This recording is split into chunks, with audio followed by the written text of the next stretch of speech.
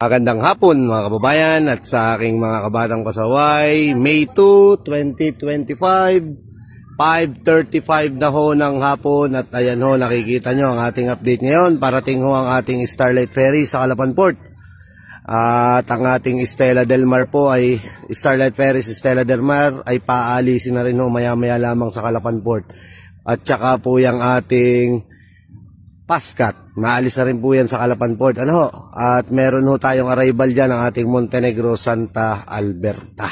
Yan ho ang update natin ngayong hapon. Kung nakikita nyo, alas 5 na pero ang lilim na oh.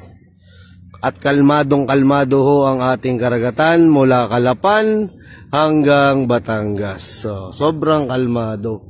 Ang sarap maligo ng dagat oh. Kaya po sa mga babiyahe, kayo ay mag-iingat. Sa mga nakafollow po sa akin, please share this video para updated po lahat ng biyaheros natin. At sa mga hindi po nakafollow, please follow my Facebook page, Batang Pasaway Vlog, para updated po kayo sa mga ina-upload kong video. Ingat mga kababayan, God bless us all.